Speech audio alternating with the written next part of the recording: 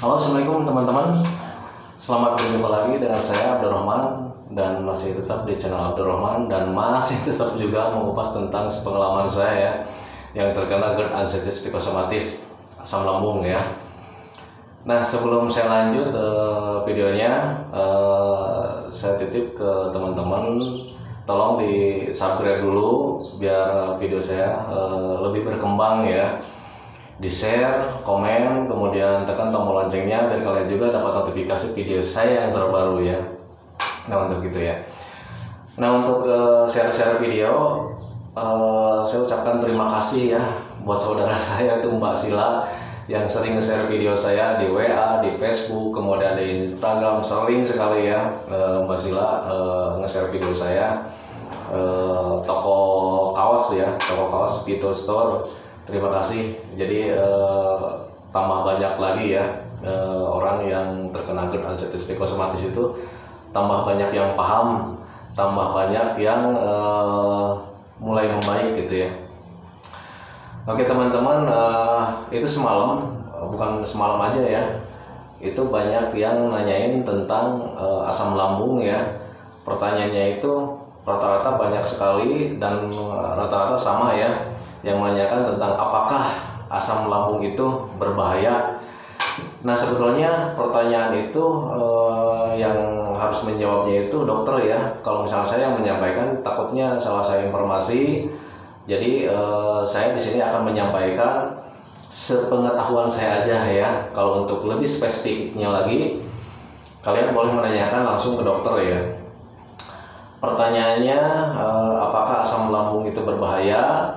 Saya jawab, sepengetahuan saya itu tidak ya, tidak berbahaya ya.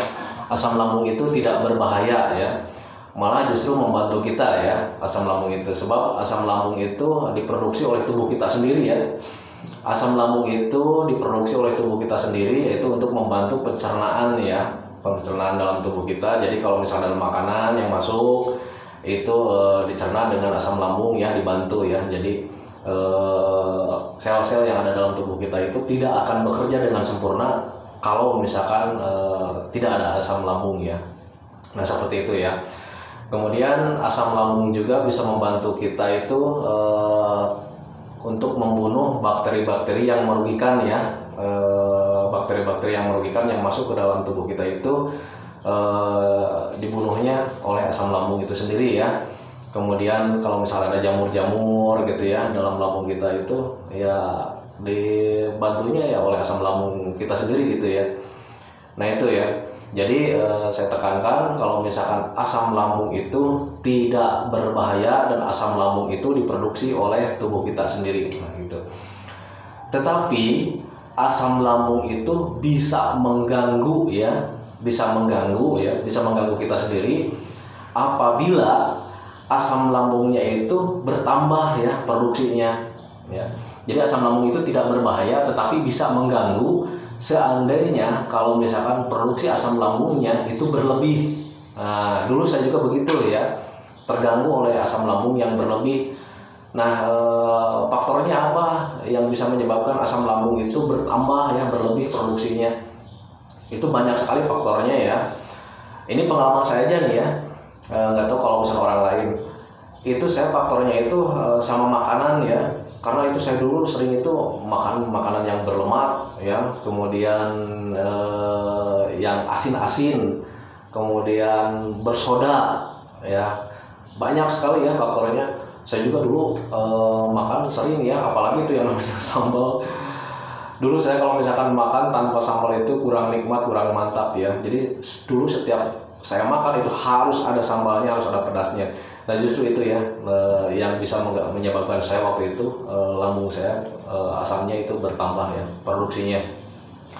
Nah kemudian dari minuman kopi ya, saya dulu sering kopi ya, kopi kemudian minuman-minuman yang bersoda. Nah itu bisa menyebabkan ya asam lambung kita itu bertambah ya produksinya. Nah seperti itu ya. Jadi asam lambung itu bisa mengganggu ya kalau misalkan produksinya berlebih ya, bertambah. Nah kemudian asam lambung juga bisa mengganggu kalau seandainya si asam lambungnya itu tidak pada tempatnya ya. Jadi asam lambung itu tempatnya yang memang di lambungnya itu sendiri. Nah kalau misalnya keluar dari lambung, ya itu bisa mengganggu ya, bisa bikin kita sakit, nggak nyaman, nggak enak gitu ya. Nah kenapa misalkan yang itu asam lambung bisa keluar dari lambung sendiri? Yaitu kalau misalkan yang terkena GERD itu adalah kalau nggak salah ya, gastroesophageal reflux disease ya. Jadi kalau misalkan bahasa kerennya, bahasa kitanya itu makanan yang kembali gitu ya. Jadi kalau misalkan yang terkena GERD itu biasanya, ini pengalaman saya ya, itu saya tuh ada tekanan berlebih ya, dari lambung saya itu ada tekanan berlebih, tekanan daripada asam lambung, kemudian esofagus saya itu waktu itu berfungsinya kurang benar ya, kurang baik, jadi agak lemah lah ya gitu, sehingga asam lambungnya itu keluar ya, keluar kena kerongkongan ke sini. Nah kemudian sensasi yang saya rasakan waktu itu panas ya, kemudian dada itu sakit, kanan di kiri, kanan di kanan, dan itu sakitnya itu menusuk sampai ke belakang ya, sakitnya itu menusuk sampai ke belakang, kemudian kerongkongan gak enak ya, itulah sensasinya ya. Sensasi yang saya rasakan waktu itu ketika asam lambung saya sedang naik. Jadi asam lambung itu bisa mengganggu saya ketika asam lambungnya itu tidak pada tempatnya ya. Jadi karena yang bisa menahan asam lambungnya itu ya lambungnya sendiri gitu ya. Nah itu ya. Kemudian ada pertanyaan lagi, Pak katanya, cara Bapak menangani asam lambung ketika naik seperti apa ya.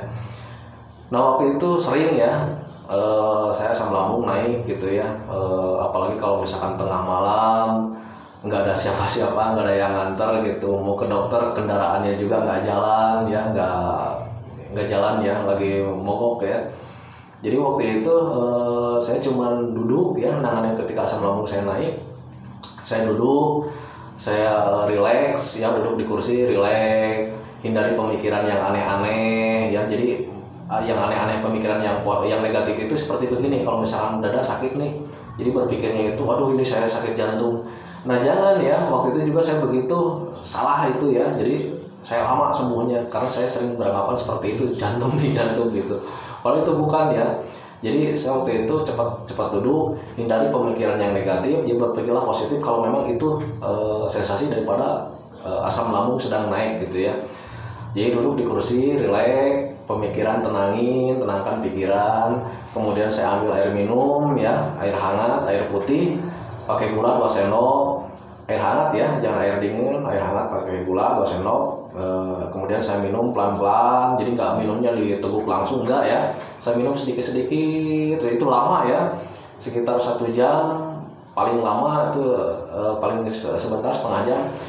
Itu asam lambung turun lagi ya, asam lambung turun, kemudian sensasi napas nggak enak, napas nggak nyaman, nggak sakit, itu hilang dengan sendirinya ya. Jadi karena memang kalau misalnya asam lambung lagi naik itu dada sakit sampai ke belakang ya, terus napas nggak nyaman, napas itu nggak lepas ya, napas itu nggak lepas, nggak nyaman aja lah pokoknya di dada itu, di sini nggak nyaman gitu. Jadi saya tangani waktu itu duduk diam, tenangin pikiran, ambil air hangat, pakai gula putih ya. Jadi jangan pakai teh ya, cuman air bening aja, air putih pakai gula putih 2 sendok. Saya minum pelan-pelan sampai asam lambungnya itu turun ya.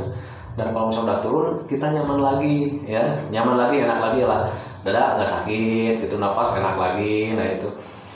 Dan kalau misalkan asam lambung naik, itu sering dulu saya ya, sering karena memang ya belum beres aja nih ya, belum beres, pencernaan kita belum beres dengan sempurna ya, wajar-wajar aja kalau misalkan asam lambung sering naik ya. Jadi waktu itu saya cepat-cepat justru belajar cara menanganinya ya. Jadi kalau misalkan saya asam lambung lagi naik, saya udah nggak khawatir lagi kalau misalkan asam lambung naik, dada sakit, napas nggak enak, saya langsung berpikir aduh asam lambung naik lagi. Jadi cepat-cepat saya duduk lagi, minum air hangat lagi pakai gula, seperti itu ya teman-teman.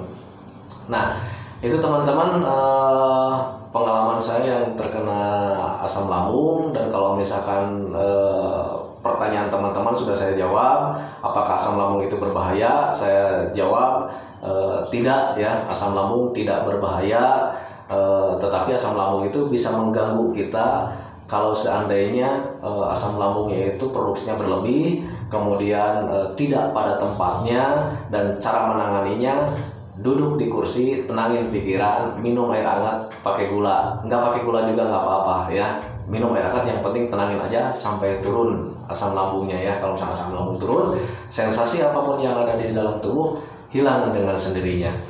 Nah itu teman-teman, kalau misalnya ada pertanyaan lagi boleh di kolom komentar. Oh ya, ini ada pertanyaan lagi dari teman-teman yang lain, cuma nanti saya jawabnya di video selanjutnya ya. Ada pertanyaan seperti ini nih, Pak, apakah hubungannya asam lambung GERD ya dengan anxiety psikosomatis? Nah, nanti saya jawab di video selanjutnya, karena asam lambung dan GERD dan anxiety psikosomatis itu sebetulnya berbeda ya. Berbeda, tetapi akan saya jelaskan nanti di video selanjutnya ya. Nah, itu teman-teman video saya tentang pertanyaan Anda tentang apakah berbahaya asam lambung. Saya jawab tidak berbahaya ya. Nah, sekali lagi titip pesan ke teman-teman, tolong di subscribe video saya biar video saya dapat berkembang dengan baik, biar saya tambah semangat lagi. Nah, kemudian untuk Mbak Sila, saya ucapkan terima kasih karena dengan seringnya Anda, itu saudara saya ya, dengan seringnya Mbak meng-share video di Facebook, di WA, di Instagram, ternyata banyak yang komen, saya terima kasih katanya Mbak Sila, saya dapat video, saya itu udah 7 bulan, ada yang 8 bulan, ada yang 9 bulan, belum paham-paham. Memang dia itu sudah ke rumah sakit, sudah ke dokter, kemudian divonis asam lambung gitu ya. Tetapi dia itu tidak mengerti kenapa sensasinya seperti ini gitu. Nah, semenjak dapat video dari Mbak Sila, video saya yang dikirim dari Mbak Sila, dia hanya mengerti, sekarang alhamdulillah sudah mulai membaik. Nah, itulah teman-teman video dari saya. Nanti akan saya lanjut video selanjutnya. Assalamualaikum warahmatullahi wabarakatuh.